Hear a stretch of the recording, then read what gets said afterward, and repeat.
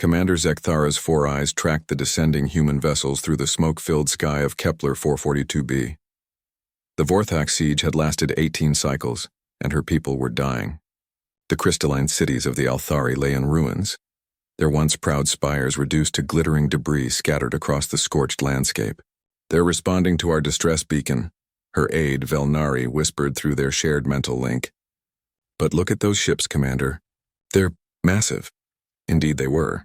The human vessels dwarfed anything in the Althari fleet, hulking metal behemoths that seemed to blot out the binary suns.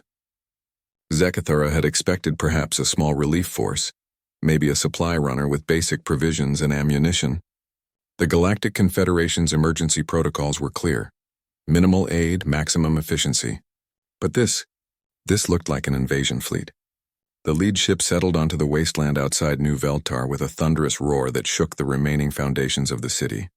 Steam hissed from massive landing struts as a cargo bay the size of a city block began to open. Zekthara steeled herself for disappointment, probably a few crates of protein paste and outdated plasma rifles. What emerged instead defied all logic. Tables.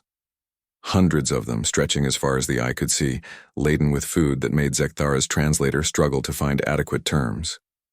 Whole roasted beasts from a dozen worlds, fruits that gleamed like jewels, bread that filled the air with aromas so rich they made her sensory tendrils quiver. Behind the feast came the humans themselves. Not the grim-faced soldiers she'd expected, but beings wearing colorful garments, carrying musical instruments, their strange, single-hued eyes bright with something she recognized as joy. What is this?" Velnari stammered.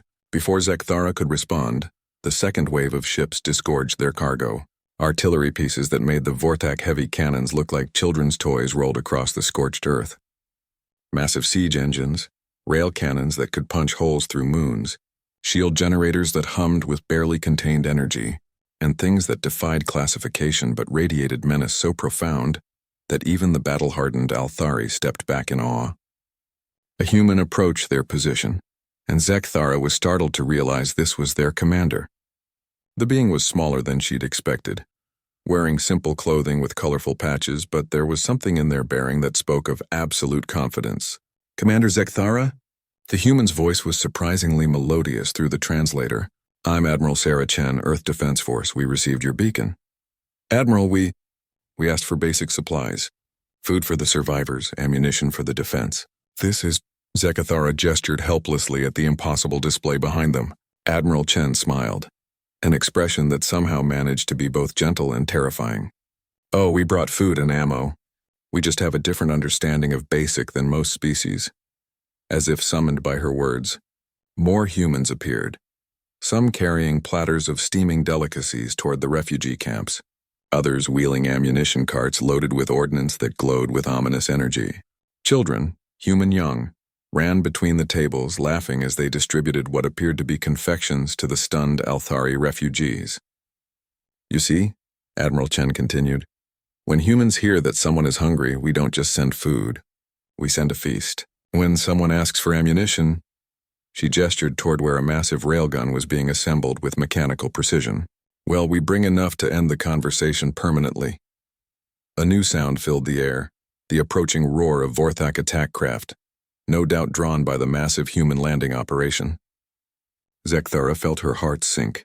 The Vorthak had been cautious about attacking the human relief force, but this display of wealth would be too tempting to ignore.